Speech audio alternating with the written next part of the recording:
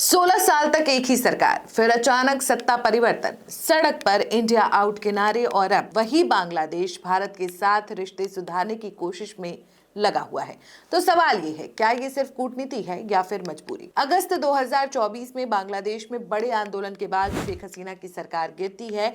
16 साल तक सत्ता में रही आवामी लीग का अंत होता है और सत्ता में आती है नई सरकार, जिसका नारा है बांग्लादेश फर्स्ट। लेकिन इस बदलाव के साथ एक और चीज सामने आई, इंडिया विरोधी भावना। सड़कों पर नारे लगे, दिल्ली या ढाका, और जवाब आया ढाका। आंदोलन के दौरान भारत पर आरोप लगे कि उसने शेख हसीना सरकार को सपोर्ट किया, बांग्लादेश के हितों को नजरअंदाज किया। नतीजतन भारतीय सामान का बहिष्कार किया गया, वीजा सेवाएं बंद की गई, व्यापारिक सुविधाएं खत्म की गई, क्रिकेट सीरीज तक रद्द कर दिए गए। यानी रिश्ते सिर्फ खराब नहीं हुए बल्कि लगभग ठहर गए। अब सबसे बड़ा संकेत, बांग्लादेश के विदेश मंत्री खलीलुर रहमान का भारत दौरा। दिल्ली में उन्होंने एनएसए अजीत डोवाल से मुलाकात की, विदेश मंत्री एस जयशंकर से बातचीत की और कई अहम मंत्रियों से चर्चा की। इतना ही नहीं, जयशंकर और रहमान का साथ में मॉरिशस जाना ये दिखाता है कि दोनों देश रिश्तों को फिर से पटरी पर लाना चाहते हैं। रिश्ते सिर्फ राजनीति से नहीं चलते बल्कि हितों से चलते हैं, जिसमें गंगा जल समझौता, व्यापारिक सुविधाएं, पाइपलाइन से ईंधन सप्लाई शामिल है।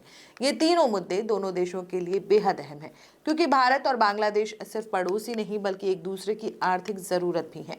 विशेषज्ञ मानते हैं कि बांग्लादेश में भारत विरोध कोई नई बात नहीं है, ये भावना समय समय पर बढ़ती और घटती रही है। लेकिन नया क्या है? अब ये भावना राजनीतिक टूल बन चुकी है और नई सरकार इसे नजरअंदाज नहीं कर सकती। उधर भारत में भी बांग्लादेश को लेकर सियासत गर्म रहती है, खास तौर पर चुनावी राज्यों में। रिश्तों में सबसे बड़ा विवाद है शेख हसीना का भारत में रहना। बांग्लादेश में उनके खिलाफ सख्त रुख है और प्रत्यर्पण की मांग की जा रही है, लेकिन भारत इस मुद्दे पर चुप है और यही साइलेंस कूटनीति का हिस्सा है। भारत अब एक नई रणनीति पर काम कर रहा है, जिसमें वो सरकार और जनता दोनों से जुड़ाव करना चाह रहा है। यानी सिर्फ पॉलिटिकल कनेक्ट नहीं बल्कि पब्लिक परसेप्शन भी सुधारना चाह रहा है। संभव है कि भारत ढाका में किसी मुस्लिम बुद्धिजीवी को राजदूत बनाकर एक बड़ा संदेश देना चाहे। तो क्या इंडिया बांग्लादेश रिश्ते पहले जैसे हो जाएंगे? पूरी तरह शायद नहीं, लेकिन टूटेंगे भी नहीं, क्योंकि व्यापार जुड़ा है, कनेक्टिविटी जुड़ी है और भू राजनीति मजबूर करती है। कूटनीति का एक नियम होता है, ना कोई स्थायी दोस्त ना कोई स्थायी दुश्मन। भारत और बांग्लादेश दोनों इस नियम को अच्छे से समझते हैं।